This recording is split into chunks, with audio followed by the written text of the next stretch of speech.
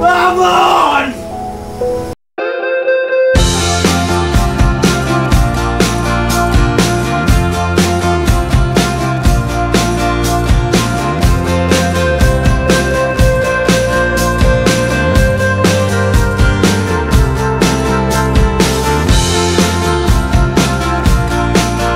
Tuluyan nang nagpaalam si Ivana Alawi sa hit kapamilya action drama series na Batang Quiapo bilang si Bubbles.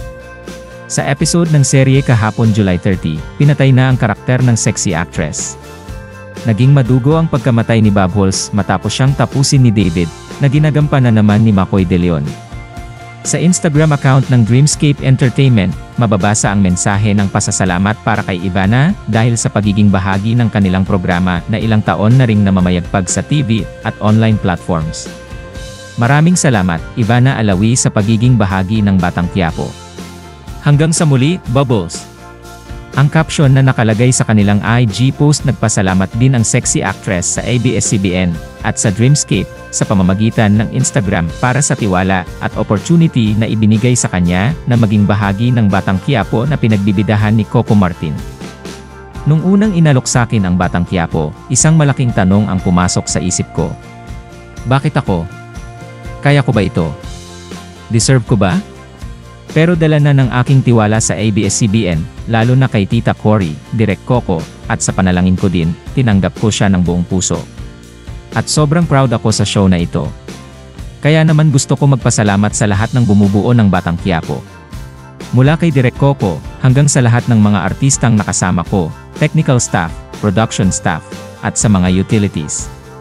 Salamat sa pag-aalaga niyo sa akin. At ngayong tapos na ang isang chapter ng buhay ko sa Batang Quiapo, babaunin ko lahat ng natutunan ko. From the bottom of my heart, maraming salamat sa inyong lahat. Sa inyong walang sawang pagtanggap sa akin gabi-gabi, sa pagmamahal nyo kay Bubbles. Salamat po ng marami at sana patuloy nyo pa rin suportahan ang Batang Quiapo. Hanggang sa muli, Bubbles signing off, ang buong mensahe ni Ivana.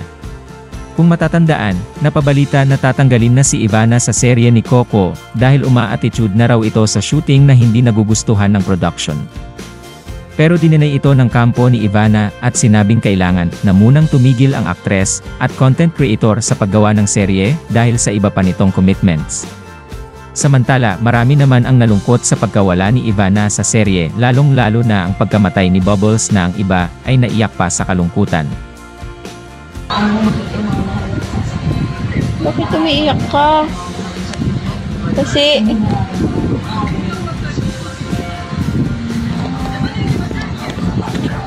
namatay si Bubbles.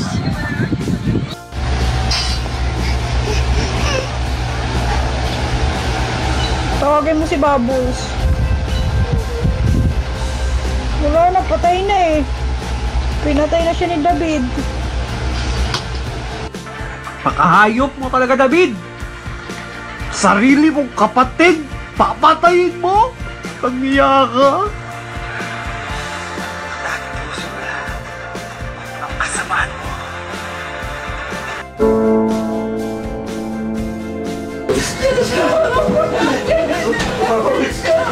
Bubbles!